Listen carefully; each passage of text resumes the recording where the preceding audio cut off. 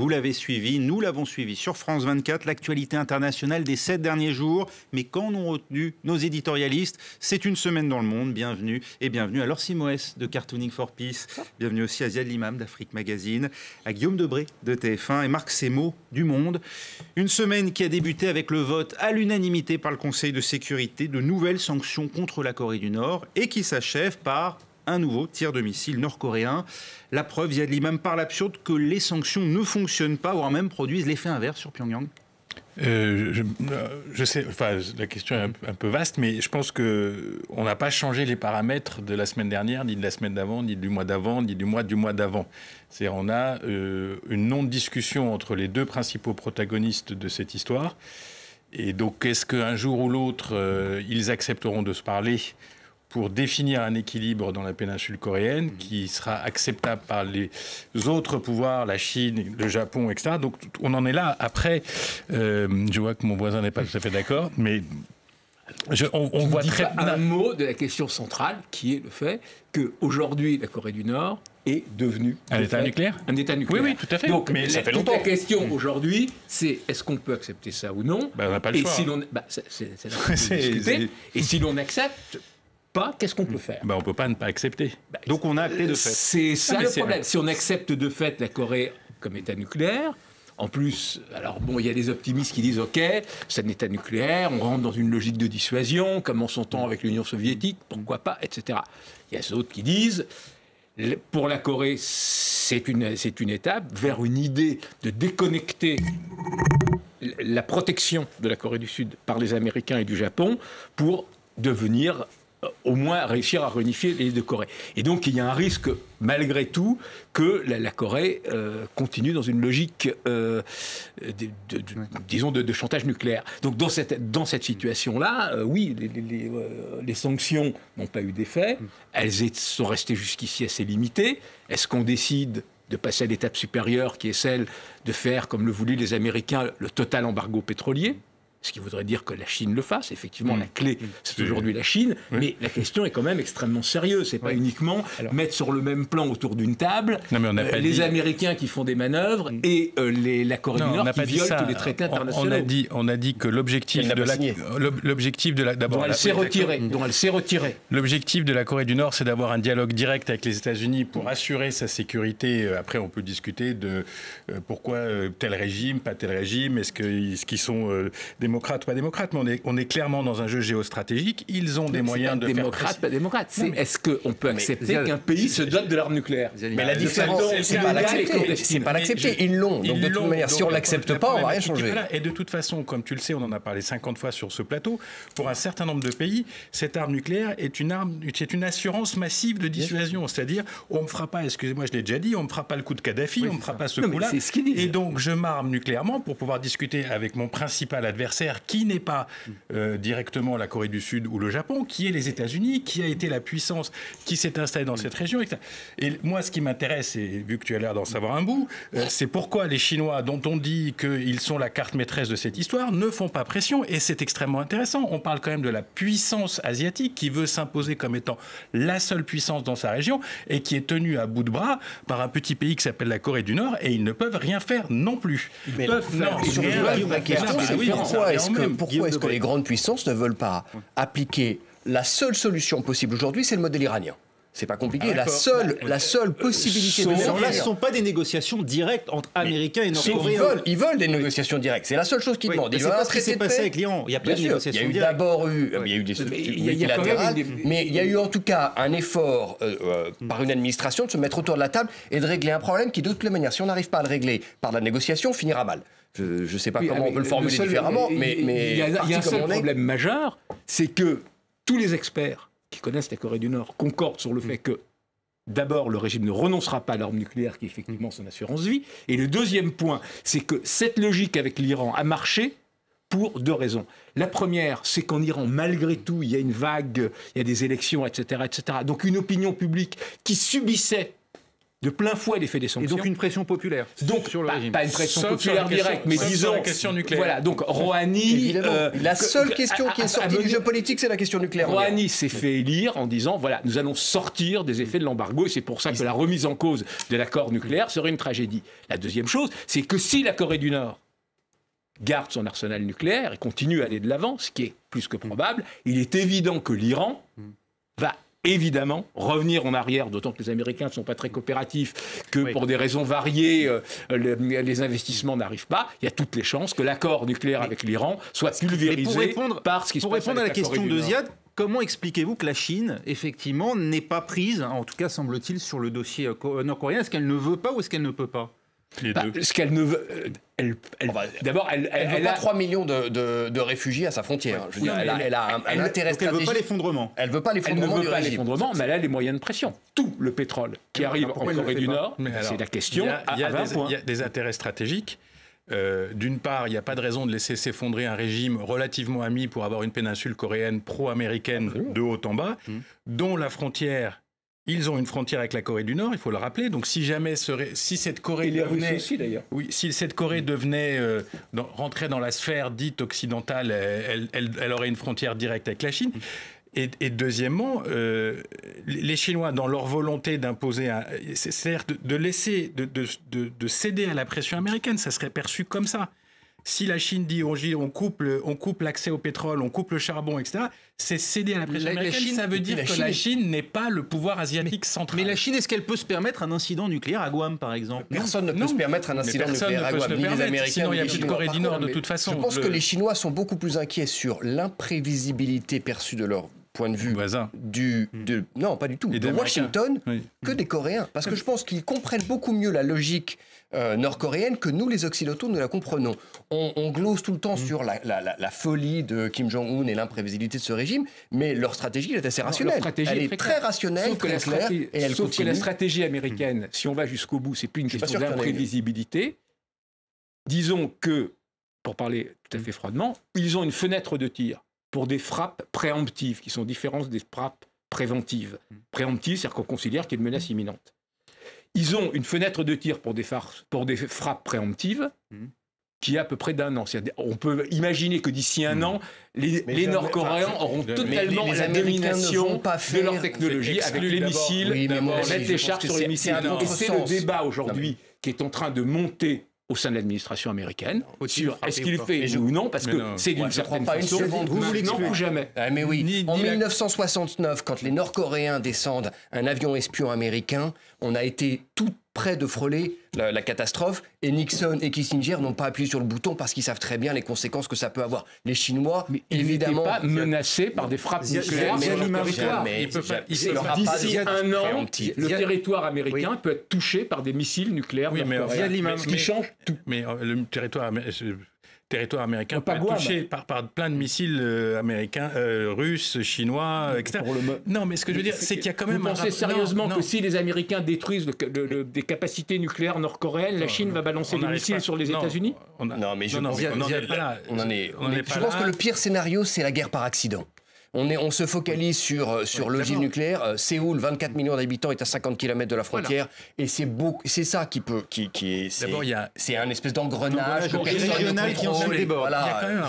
Non, mais encore une fois, pour revenir aux Nord-Coréens, c'est comme les Iraniens. Ils ne sont pas complètement cintrés, ces gens-là. Donc, ils ont des capacités. Non, ils ne sont pas cintrés. Il n'y a pas de on peut faire une erreur d'évaluation. On ne les comprend pas, mais Petit 2, il faut quand même poser le rapport de force stratégique. Je veux dire, la Corée du Nord aujourd'hui est capable d'envoyer des missiles balistiques. Ils sont peut-être capables de miniaturiser. Peut-être capables de mettre des têtes nucléaires miniaturisées sur ces missiles. On n'en sait pas trop rien. Ils sont capables de faire détonner sur leur sol, effectivement, un engin nucléaire. Voilà où ils en sont. Mais à l'ombre de la seconde ou de la minute ou du tiers de seconde où ils décideraient par une espèce de décision surréaliste d'envoyer quelque chose sur Guam, il n'existe plus. Voilà. Donc je veux dire, il y a un moment, il faut bien se rendre compte que La possibilité de la guerre, c'est quand on a une vague chance. Ça, c'est quand on est rationnel. Pas quand on est suicidaire. Pourquoi serait-il c'est pas le film. Ce type, d'abord, c'est pas le premier. Il a quand même créé un gigantesque camp de concentration à ciel ouvert. Son père aussi et son grand-père aussi. Pour rester dans le rationnel, c'est pour ça que le risque de frappe américaine préemptive est possible. Pourquoi ? Parce que eux vont évidemment détruire, ils n'ont pas besoin du nucléaire pour le faire, un certain nombre de sites, etc., etc. Et à ce moment-là, comment va réagir le régime nord-coréen ? Il va évidemment taper sur la Corée du Sud, il y aura des victimes. S'il décide de faire vraiment un océan de feu de Séoul, ils savent que dans ce cas-là, les Américains interviendront massivement et détruiront leur régime. La question c'est pourquoi est-ce que l'Occident refuse catégoriquement de rentrer dans un engrenage de négociation. Elle est là beaucoup plus la question fondamentale. Pourquoi est-ce que politiquement, il est si toxique, si radioactif, pardonnez-moi l'expression. Mais négocier sur quoi ? À partir du moment où les Nord-Coréens disent notre arsenal nucléaire est intangible, donc on le garde. C'est ce que dit en tout cas Emmanuel Macron et Vladimir Poutine aujourd'hui au terme de leur conversation téléphonique. Ils appellent à des négociations directes. Ce qu'on appelle, on négocie, mais sur quoi ? C'est ce qu'on appelle le presque nucléaire, c'est-à-dire la situation de l'Iran. On sait qu'il y a une capacité. On sait que vous avez les moyens de faire une bombe, on sait que vous avez les moyens de la mettre sur un missile, mais vous ne le faites pas. Et on s'arrête là. Oui, sauf qu'eux, ils sont déjà au-delà. Enfin, personne ne pense que les Iraniens la dénucléarisation, on en parle. Non, c'est fini, ça. Exclu. Laure Simoès, il y aura évidemment une heure de débat à faire, mais il y a aussi pas mal de dessins à montrer. En tout cas, on palpe quand même l'inquiétude, pour résumer. Et cette inquiétude, les dessinateurs, ils la traduisent parce que rationnel par rationnel, les deux personnalités en présence sont quand même pas très rassurant. On a ce beau dessin de Dali, un dessinateur mexicain. On a eu récemment des tempêtes, Harvey, Irma et compagnie. Peut-être que celle qui se trame ici va être sans doute plus redoutable. Cet autre dessin de Gargalo, dessinateur portugais. Il y a le cercle vicieux d'un côté, puis il y a le cercle dangereux. Mais on est devant un beau numéro de cercle dangereux qui peut être explosif si l'on en croit son dessin. Cet excellent dessin de côté, très très drôle, dessinateur canadien pour Le Soleil.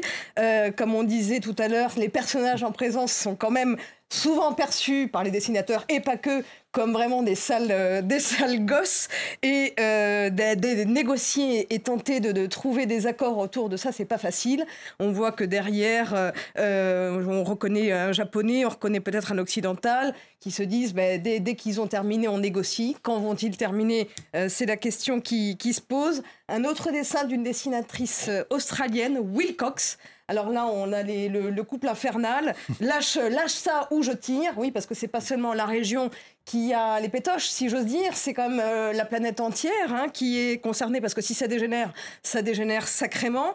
Et c'est un petit peu cette même idée qui est traduite dans ce dessin de Joop Bertrams, dessinateur des Pays-Bas. Lâche ça, dit Monsieur Monde à ce petit chien nerveux. Tout le monde aura reconnu évidemment le dirigeant nord-coréen Kim Jong-un.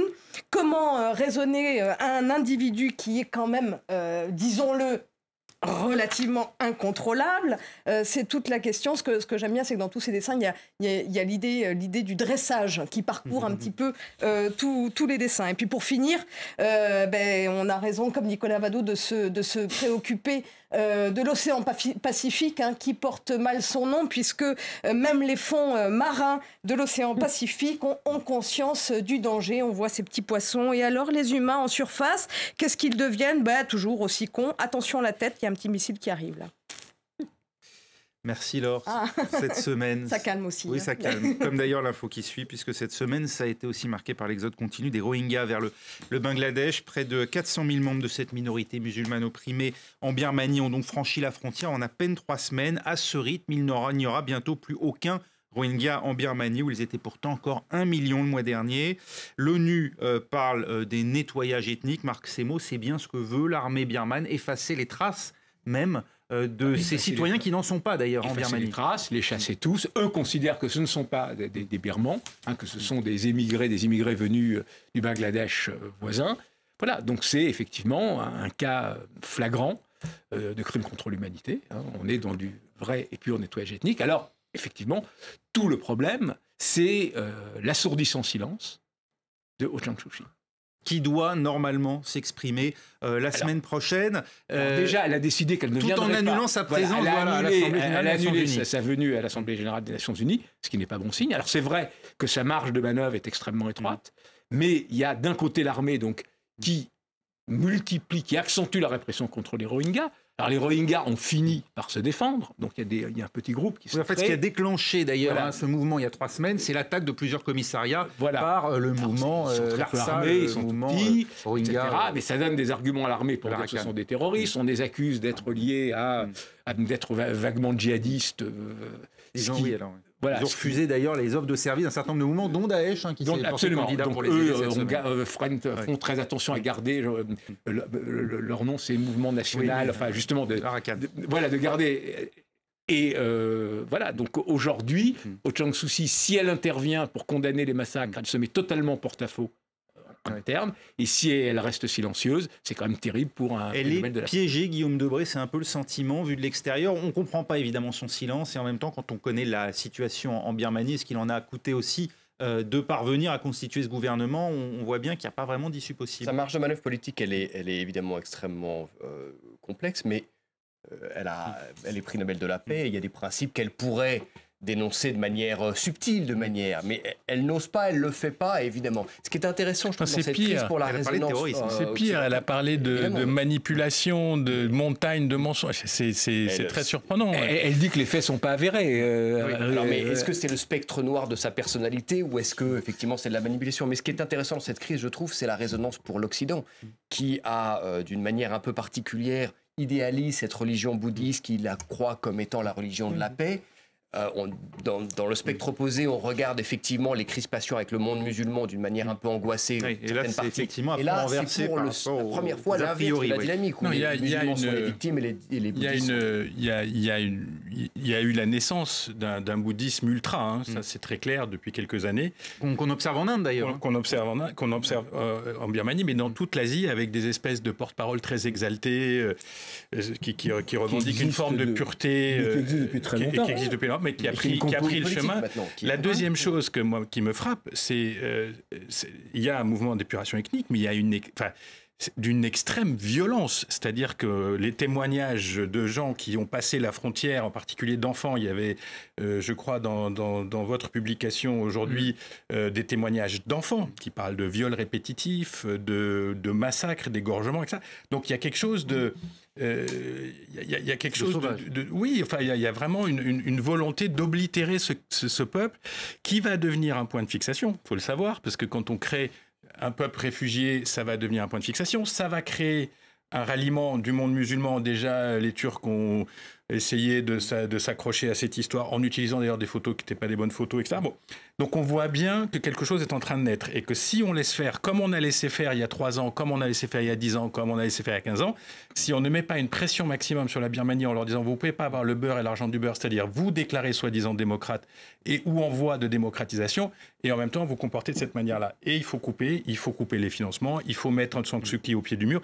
Après tout... À moins que l'un soit l'effet de l'autre ou la conséquence de l'autre. Après, ça se peut, tu parlais de la partie noire, du côté sombre, c'est pas tout à fait exclu non plus qu'elle soit...